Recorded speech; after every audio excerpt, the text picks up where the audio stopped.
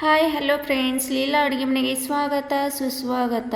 ನಾವಿವತ್ತು ಚಕ್ಲಿ ಮಾಡೋದನ್ನು ನೋಡೋಣ. 10 ನಿಮಿಷದಲ್ಲಿ ಗರಿಗರಿಯಾದ ಚಕ್ಲಿಯನ್ನು ಮಾಡೋಣ. ಬಹಳ ಕ್ರಿಸ್ಪಿಯಾಗಿ ಚಕ್ಲಿ ರೆಡಿ ಮಾಡಿಕೊಳ್ಳುವುದಕ್ಕೆ ಯಾವ ಇಂಗ್ರೀಡಿಯೆಂಟ್ಸ್ ಬೇಕಂತ ನೋಡೋಣ ಬನ್ನಿ ಫ್ರೆಂಡ್ಸ್.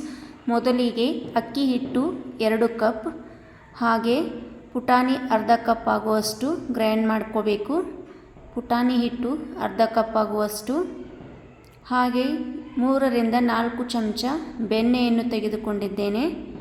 ಹಾಗೆ ಅಚ್ಚ ಖಾರದ ಪುಡಿ, ನಮಗೆ ಖಾರ ಎಷ್ಟು ಬೇಕಂತ ನೋಡಿಕೊಂಡು ಖಾರವನ್ನು ಸೇರಿಸ್ಕೋಬೇಕು. ಹಾಗೆ ಓಂ ಕಾಳು ಅಂದರೆ ಅಜಿವಾನ ಅರ್ಧ ಚಮಚೆ ಆಗುವಷ್ಟು ಸ್ವಲ್ಪ ಈ ಥರ ಪ್ರೆಸ್ ಮಾಡಿ ಹಾಕಿ. ಹಾಗೆ ಕರಿ ಎಳ್ಳು 1 ಚಮಚ ಆಗುವಷ್ಟು ಕರಿ ಎಳ್ಳು, 1 ಚಮಚ ಆಗುವಷ್ಟು ಬಿಳಿ ಎಳ್ಳು.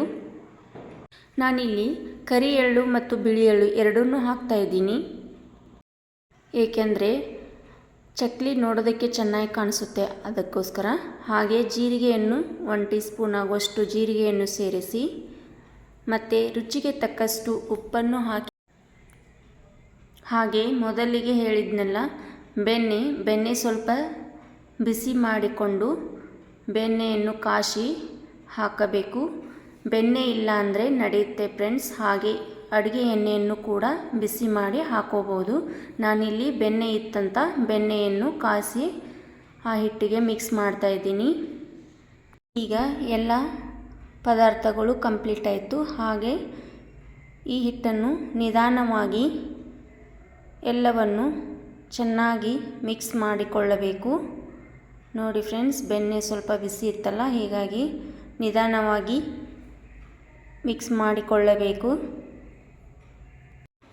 ನೀವಿನ್ನೂ ನನ್ನ ಚಾನಲ್ಗೆ ಸಬ್ಸ್ಕ್ರೈಬ್ ಮಾಡಿಲ್ಲ ಅಂದರೆ ಸಬ್ಸ್ಕ್ರೈಬ್ ಮಾಡಿಕೊಳ್ಳಿ. ಹಾಗೆ ಪಕ್ಕದಲ್ಲಿರೋ ಬೆಲ್ ಐಕನ್ ಕೂಡ ಕ್ಲಿಕ್ ಮಾಡಿ.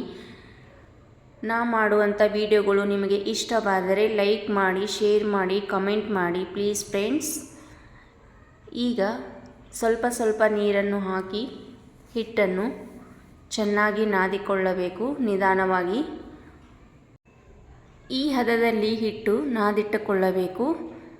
ಈ ಹದ ಇದ್ದರೆ ಸಾಕು ಫ್ರೆಂಡ್ಸ್. ಹಾಗೆ 5 ನಿಮಿಷ ಈ ಹಿಟ್ಟನ್ನು ಮುಚ್ಚಿಡಿ. ಆಮೇಲೆ ಚಕ್ಲಿ ಒಳಗೆ ಸ್ವಲ್ಪ ಎಣ್ಣೆಯನ್ನು ಸವರಿ ಈ ಥರ ಸಿಲಿಂಡರ್ ಆಕಾರದ ಹಿಟ್ಟನ್ನು ಅದಕ್ಕೆ ಹಾಕಿ ಒಂದು ಕವರದ ಮೇಲೆ ಈ ಥರ ಎಲ್ಲ ಚಕ್ಲಿಯನ್ನು ಮೊದಲಿಗೆ ರೆಡಿ ಮಾಡಿಟ್ಟುಕೊಳ್ಳಿ. ನೋಡಿ ಫ್ರೆಂಡ್ಸ್, ಈ ಥರ ನಿಮಗೆ ದೊಡ್ಡ ಚಕ್ಲಿ ಬೇಕಂದರೆ ದೊಡ್ಡ ಮಾಡ್ಕೋಬೋದು ಅಥವಾ ಸಣ್ಣವನ್ನು ಮಾಡ್ಕೋಬೋದು. ನೋಡಿ, ಎಣ್ಣೆ ಕಾದಿದೆ. ಮೀಡಿಯಮ್ ಫ್ಲೇಮಲ್ಲಿಟ್ಟು ಚೆನ್ನಾಗಿ ಫ್ರೈ ಮಾಡಿಕೊಳ್ಳಬೇಕು ಫ್ರೆಂಡ್ಸ್. ನೀವು ಕೂಡ ಈ ಥರ ಚಕ್ಲಿ ಮಾಡೋದಕ್ಕೆ ಟ್ರೈ ಮಾಡಿ ಫ್ರೆಂಡ್ಸ್. ಹಾಗೆ ಮಾಡಿದ ನಂತರ ಹೇಗೆ ಬಂತಂತ ಕಮೆಂಟ್ ಮಾಡಿ. ಮಿಸ್ ಮಾಡಿದೆ. ನಾನಿಲ್ಲಿ ಲೋ ಫ್ಲೇಮಲ್ಲಿಟ್ಟು ನಿಧಾನವಾಗಿ ಫ್ರೈ ಮಾಡಿಕೊಳ್ತಾ ಇದ್ದೀನಿ, ಇಲ್ಲ ಅಂದರೆ ಸೀದೋಗಿಬಿಡುತ್ತೆ ಫ್ರೆಂಡ್ಸ್. ಹೀಗಾಗಿ ಲೋ ಫ್ಲೇಮಲ್ಲೇ ಇಟ್ಟು ಚಕ್ಲಿಯನ್ನು ಫ್ರೈ ಮಾಡಿಕೊಳ್ಳಿ.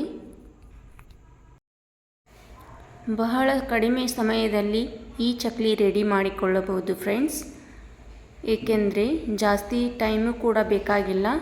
ಹಾಗೆ ತುಂಬ ಕ್ರಿಸ್ಪಿಯಾಗಿಯೂ ಬರುತ್ತೆ. ಜಾಸ್ತಿ ಇಂಗ್ರೀಡಿಯೆಂಟ್ಸು ಬೇಕಿಲ್ಲ ಫ್ರೆಂಡ್ಸ್ ಈ ಚಕ್ಲಿ ಮಾಡೋದಕ್ಕೆ.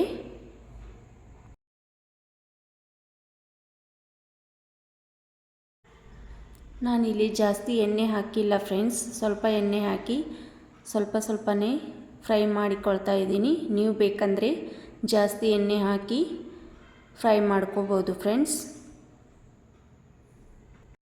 ಚಕ್ಲಿ ಮಾಡೋದಕ್ಕೆ ಲೇಟ್ ಆಗುತ್ತೆ ಅಂತಂದರೆ ಈ ಥರ ಮುರುಕು ಚಕ್ಲಿ ಕೂಡ ಮಾಡ್ಕೋಬೋದು. ಎಣ್ಣೆಯಲ್ಲಿ ಡೈರೆಕ್ಟಾಗಿ ಈ ಥರ ಮುರುಕು ಚಕ್ಲಿ ಕೂಡ ಮಾಡ್ಕೋಬೋದು. ಇದು ಕೂಡ ನೋಡೋದಕ್ಕೆ ಚೆನ್ನಾಗಿ ಕಾಣಿಸುತ್ತೆ, ಹಾಗೆ ತಿನ್ನೋದಕ್ಕೂ ಕೂಡ ಕ್ರಿಸ್ಪಿಯಾಗೇ ಇರುತ್ತೆ. ನಿಮಗೆ ಹೇಗೆ ಇಷ್ಟ ಆಗುತ್ತೆ ಆ ಥರ ನೀವು ಚಕ್ಲಿ ರೆಡಿ ಮಾಡ್ಕೋಬೋದು ಫ್ರೆಂಡ್ಸ್. ನೋಡಿ, ಈ ಥರ ಮುರುಕು ಚಕ್ಲಿನ ರೆಡಿ ಮಾಡ್ಕೋಬೋದು. ನಿಮಗೆ ಯಾವ ಥರ ಇಷ್ಟ ಅನಿಸುತ್ತೆ ಆ ಥರ ಮಾಡ್ಕೊಳ್ಳಿ ಅಂತ ನಾನಿಲ್ಲಿ 2 ಥರ ಮಾಡಿ ತೋರಿಸ್ತಾ ಇದ್ದೀನಿ ಫ್ರೆಂಡ್ಸ್. ನಿಮಗೆ ಹೇಗೆ ಇಷ್ಟ ಆಗುತ್ತೆ ನೀವು ಹಾಗೆ ಮಾಡ್ಕೋಬೋದು ಚಕ್ಲಿ. ಬಟ್ ಹೇಗೆ ಮಾಡಿದರೂ ಕ್ರಿಸ್ಪಿಯಾಗೇ ಬರುತ್ತೆ. ನೀವು ಕೂಡ ಈ ಥರ ಟ್ರೈ ಮಾಡಿ ಫ್ರೆಂಡ್ಸ್. ಹಾಗೆ ಚಕ್ಲಿ ಎಲ್ಲ ರೆಡಿ ಆದ ನಂತರ ನೋಡಿ ಫ್ರೆಂಡ್ಸ್, ಈಗ ಚಕ್ಲಿ ರೆಡಿಯಾಗಿದೆ. ನೋಡಿ ಎಷ್ಟು ಕ್ರಿಸ್ಪಿಯಾಗಿದೆ. ನೋಡಿ ಈ ಥರ ಫ್ರೆಶ್ ಮಾಡೋದಕ್ಕೆ ಹೇಗೆ ಪುಡಿ ಪುಡಿ ಆಯಿತು ಅಂತ ತುಂಬ ಚೆನ್ನಾಗಿ ಬಂದಿದೆ ಫ್ರೆಂಡ್ಸ್. ಹಾಗೆ ಮುರುಕು ಕೂಡ ನೋಡಿ ಇಲ್ಲಿ ಅದು ಕೂಡ ಕ್ರಿಸ್ಪಿಯಾಗೇ ಬಂದಿದೆ ಫ್ರೆಂಡ್ಸ್. ನೀವು ಒಂದ್ಸಲ ಟ್ರೈ ಮಾಡಿ ಹಾಗೆ ಕಮೆಂಟ್ ಮಾಡಿ. ಈ ವಿಡಿಯೋ ಪೂರ್ತಿಯಾಗಿ ಸ್ಕಿಪ್ ಮಾಡದೆ ನೋಡಿದ್ದಕ್ಕಾಗಿ ಧನ್ಯವಾದಗಳು ಫ್ರೆಂಡ್ಸ್. Thank you.